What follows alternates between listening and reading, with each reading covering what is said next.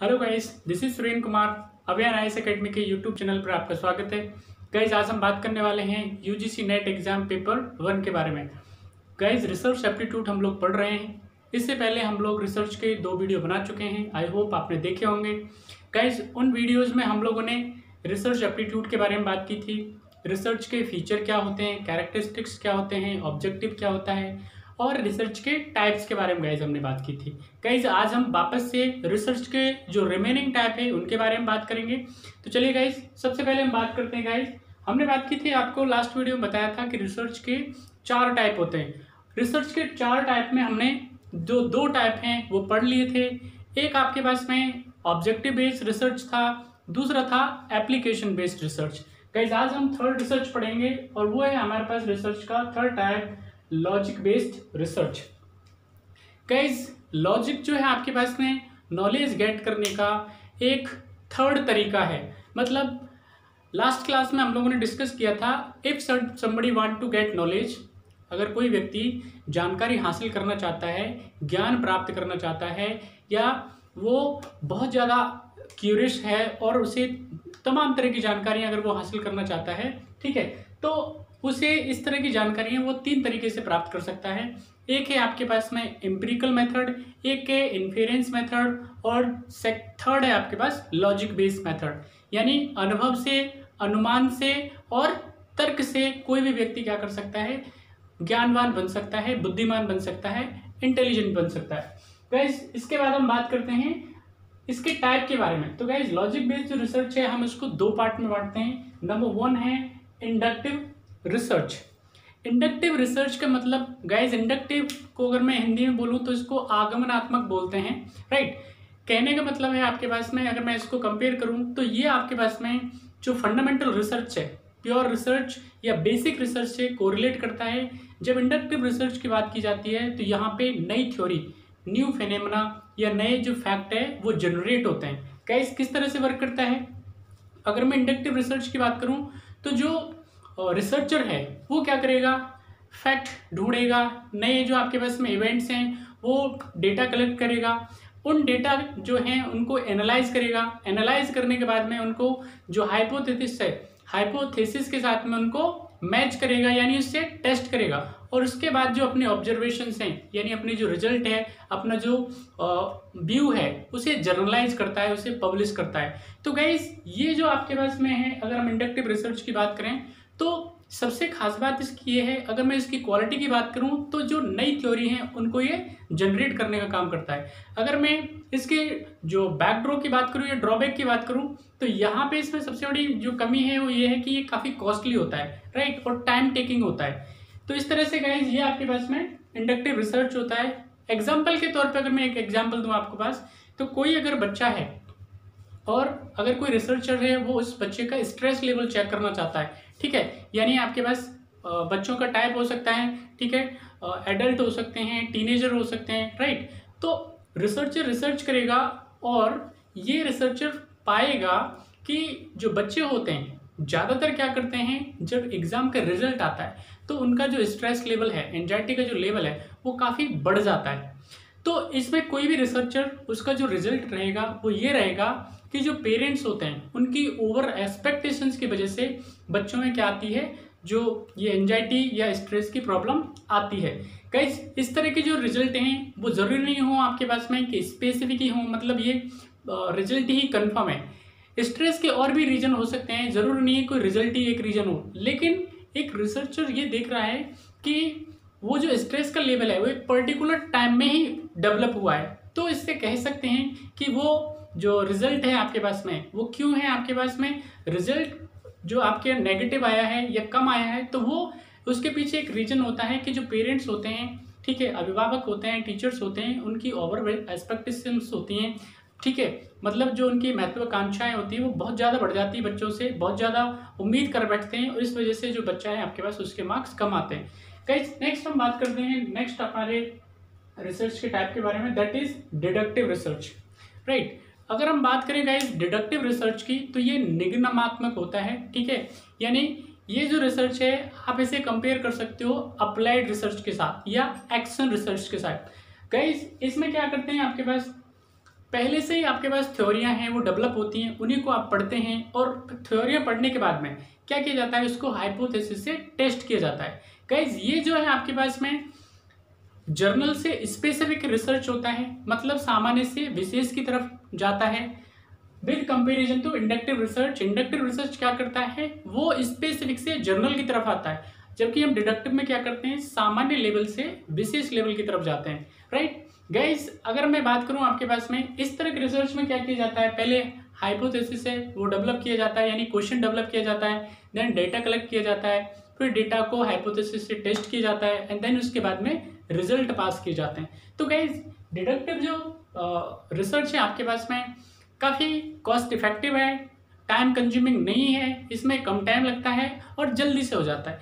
Guys अगर मैं example की बात करूँ इसके तौर पे, तो जो बच्चे होते हैं, अगर मैं एक नॉर्मल एक बात करूँ, किसी एरिया के अंदर क्या है, अनएम्प्लॉयमेंट का जो रेट है, यानी जो बेरोजगारी की जो संख्या है वो काफ़ी ज़्यादा है, और वहाँ पे अगर कोई गवर्नमेंट अगर मान लो कोई अपनी पॉलिसी है, अपना कोई लॉ है, उसे इम्प्लीमेंट करना चाहती है, तो वहाँ पे उस लॉ के पूरी तरह लागू ना होने के पूरे चांसेस होते हैं।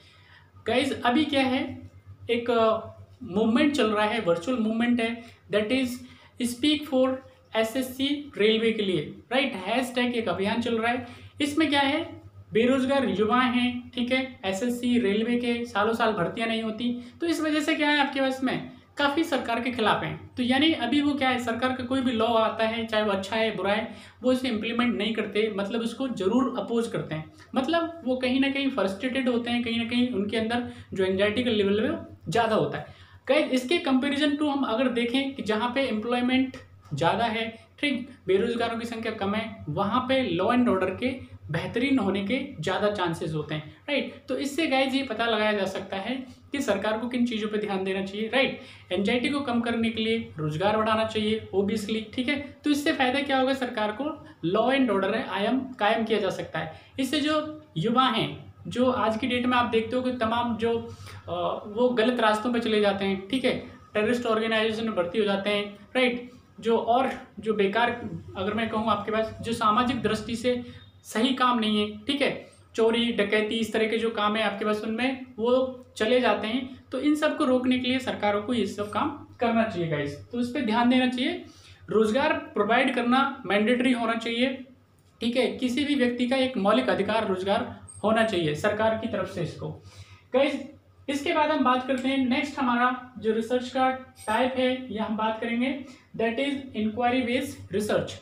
इसे फॉर्मेशन रिसर्च भी बोलते हैं, ठीक है, इंटरेक्शन बेस्ड रिसर्च भी हम इसको बोलते हैं। गाइस इसके भी आपके पास दो पार्ट होते हैं, वन इज स्ट्रक्चरल रिसर्च।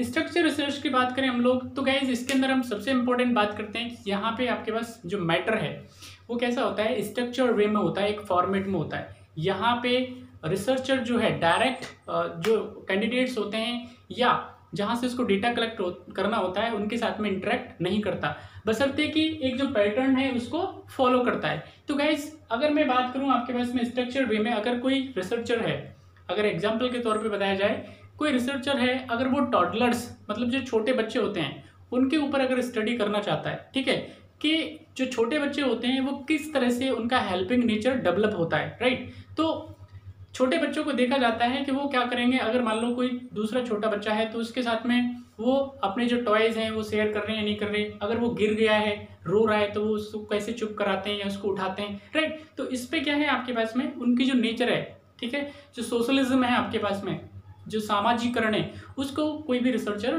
पता कर सकता है। गाइस इसके बाद हम बात करते हैं नेक्स्ट रिसर्च के टाइप में, that is unstructured research. Guys इस तरह की जो रिसर्च है उसमें रिसर्च का वो कोई फॉर्मेट नहीं होता। राइट, रिसर्च का जो सब्जेक्ट है वो सडन होता है, ठीक है। अगर मैं बात करूं आपके पास में, कोई भी रिसर्चर है वो क्या पता लगाना चाहता है कि अभी अगर मान लो किसी देश के किसी पार्ट में चुनाव होने वाले हैं, राइट, तो जो मतदाता हैं, वोटर्स हैं, उनका मूड कहाँ पे है, यानी वो किस पार्टी को पसंद करते हैं, अगर पसंद करते हैं तो क्यों करते हैं, नहीं करते हैं तो क्यों करते हैं, मतलब ये सडन टॉपिक होता है जिस पे रिसर्च करना होता है। इसके अलावा वायलेंस की घटनाएं हो सकती हैं, इसके अलावा और बहुत सारे टॉपिक्स हो सकते हैं जिन पे रिसर्च किया जा सकता है। तो गाइस जिस तरह से आपके पास में रिसर्च के जो हमारे 4 टाइप थे वो कंप्लीट होते हैं, जरूर से आप इनको देखिएगा, जरूर आपको क्वेश्चन मिलेंगे एग्जाम में। गाइस इसके बाद हम बात करते हैं हमारे नेक्स्ट टॉपिक के बारे में, that is approach of research. Guys research कैसे वर्क करता है, राइट। इंपॉर्टेंट बात आती है आपके पास में सबसे, जब भी आपके दिमाग में आएगा आप अगर रिसर्च फील्ड में जाना चाहते हैं तो रिसर्च की ज़रूरत क्या होती है, दूसरी बात आती है रिसर्च का जो ऑब्जेक्टिव है वो, और किस तरह से रिसर्च चलता है आगे बढ़ता है। तो गाइज हम क्या करते हैं, रिसर्च के जो अप्रोच है उसको दो पार्ट में बांटते हैं। Number 1 positivism, number 2 post positivism. Guys positivism का मतलब ही आपके पास में क्या होता है, सकारात्मकता, ठीक है। पॉजिटिविज्म ये आपके पास में रिसर्च का बहुत ही एक नेचुरल सा तरीका है। पॉजिटिविज्म के अंदर अगर मैं बात करूं, सबसे पहले जो पॉजिटिव की जो थ्योरी है उसको देने वाले थे अगस्टे काम्टे। गाइस अगस्टे काम्टे को पॉजिटिविज्म का फादर माना जाता है। अगस्टे काम्टे आपके पास, अगर मैं और आपको थोड़ा सा आगे बताऊं तो अगस्टे काम्टे सोशोलॉजी के भी फादर माने जाते हैं। यानी हमारी ज़्यादातर जितनी भी रिसर्च होती है वो सोशोलॉजी में होती है, सामाजिक विज्ञान में होती हैं। तो उन्होंने पॉजिटिविज्म के बारे में एक थ्योरी डेवलप की। पॉजिटिविज्म क्या बोलता है, उनके अकॉर्डिंग अगस्टे काम्टे कहते हैं कि जो व्यवस्थाएं होती हैं यूनिवर्स के अंदर, संसार के अंदर जो व्यवस्थाएं होती हैं वो एक अनचेंजेबल रूल के थ्रू चलती हैं, यानी कि उन व्यवस्थाओं को परिवर्तित नहीं किया जा सकता। मैं आपको दूसरे शब्दों में अगर कहूँ तो nature run by its own laws, मतलब जो प्रकृति है अपने नियमों के अनुसार ही चलती है, राइट। हम लोग सोचते हैं कि उसको अपने अकॉर्डिंग मैनिपुलेट कर सकते हैं, ऐसा नहीं होता। और इसका परिणाम भी लोग देखते हैं, ठीक है। इसका परिणाम हम किसके अंदर देखते हैं, भूकंप के रूप में देखते हैं, बाढ़ के रूप में देखते हैं, ठीक है, ज्वालामुखी फटने के रूप में देखते हैं, ठीक है। तो ये क्या है, ये प्रकृति से, उसके रूल से छेड़छाड़ का नतीजा है जो हमें देखने को मिलता है, भुगतने को मिलता है। तो गाइस अगस्टे काम्टे के अकॉर्डिंग प्रकृति क्या है, अपने रूल के अकॉर्डिंग चलती है। अब क्या है, अगर प्रकृति को अगर समझना है, राइट, अगर रिसर्च अगर आपको करना है तो हम क्या कर सकते हैं, उसको जानने के लिए साइंटिफिक मेथड्स का इस्तेमाल कर सकते हैं। साइंटिफिक मेथड से ही हम इसको समझ सकते हैं, जान सकते हैं, जानकारी हासिल कर सकते हैं। गाइस अगस्टे काम्टे के अकॉर्डिंग पॉजिटिविज्म में कहीं पे भी रिलीजियस और फिलोसॉफिकल एस्पेक्ट की जरूरत नहीं होती। आप सोचें कि इसमें धर्म और जो दर्शन शास्त्र है उसका इस्तेमाल किया जाता है या किया जाए, नहीं होता है इस तरह का इस्तेमाल इसके अंदर। सिर्फ पॉजिटिविज्म के अंदर एक ही चीज़ इस्तेमाल की जाती है, दैट इज सेल्फ नॉलेज, मतलब का इसे एम्पिरिकल नॉलेज बोलते हैं, अनुभव से जनित नॉलेज बोलते हैं, राइट। मैं अपने लास्ट वीडियो में बता चुका हूं आपके पास कि अगर कोई व्यक्ति जानकारी हासिल करना चाहता है तो उसके लिए सबसे बेस्ट तरीका है कि वो खुद से एक्सपीरियंस से चीज़ों को सीखे, यानी कि वो रिसर्च करे, खुद से जाकर के देखे, फैक्टों को एनालाइज करे, ठीक है, और उसके बाद अपने डिसीजंस दे। तो यहाँ पे अगस्टे काम्टे अकॉर्डिंग एक और बात कहते हैं, वो कहते हैं कि यहाँ पे पॉजिटिविज्म में कभी भी अनुमानों के लिए, लॉजिक के लिए कोई जगह नहीं है। आप अगर तर्क करते हैं, फिलोसफी लगाते हैं, ठीक है, तो उसके लिए कोई भी कहीं जगह नहीं है। तो ये पॉजिटिविज्म की खास बात है, ठीक है ना गाइज। नेक्स्ट हम अगर बात करते हैं आपके पास में पोस्ट पॉजिटिविज्म की, तो पोस्ट पॉजिटिविज्म में सबसे इंपॉर्टेंट बात आती है, पोस्ट पॉजिटिविज्म कहता है कि एम्पिरिकल नॉलेज के साथ में अगर लॉजिक को जोड़ दिया जाए तो इससे एक नई चीज़ जनरेट होती है, और इसी को यहाँ पे पोस्ट पॉजिटिविज्म कहा जाता है। यानी कि अगर व्यक्ति जानकारी हासिल करना चाहता है, रिसर्च करना चाहता है, किसी भी जो समस्या है उसका समाधान चाहता है, तो उसके लिए उसे एम्पिरिकल यानी अनुभव से जनित नॉलेज और लॉजिक को इस्तेमाल करना पड़ेगा, वो भी साइंटिफिक मेथड के साथ में, राइट। अगर मैं बात करूं आपके पास तो यहाँ पे जो पॉजिटिविज्म है, पॉजिटिविज्म किस तरह से चलता है, सबसे पहले कंसर्न होता है, कोई प्रॉब्लम होती है, प्रॉब्लम को सॉल्व करने के लिए डेटा कलेक्ट किया जाता है, डेटा को फिर क्या किया जाता है, उसको जो बेसिकली इसको टेस्ट किया जाता है हाइपोथेसिस से, और उसके बाद में जो रिजल्ट हैं वो पास किए जाते हैं। लेकिन यहाँ पे आपके पास हम पोस्ट पॉजिटिविज्म की बात करें तो कई बार अगर मान लो डेटा नहीं है तो हम अनुमान का भी इस्तेमाल करते हैं, ठीक है, अपने जो एक्सपीरियंसेस हैं और एक्सपीरियंस के साथ में अपना अनुमान है वो भी इस्तेमाल करते हैं, तो ये इसके अंदर इस्तेमाल किया जाता है। तो गाइस इस तरह से ये बेहतरीन दोनों ही थ्योरियाँ हैं, और ये नई नॉलेज, न्यू फिनोमेना ये जनरेट करने के काम आती हैं। आई होप ये वीडियो आपको पसंद आएगा, आप ज़रूर इसको देखिएगा, ज़रूर आपको एग्जाम में इससे क्वेश्चन मिलेंगे। बाकी अगली वीडियो में मिलते हैं, तब तक अपना ध्यान रखिए। Thank you.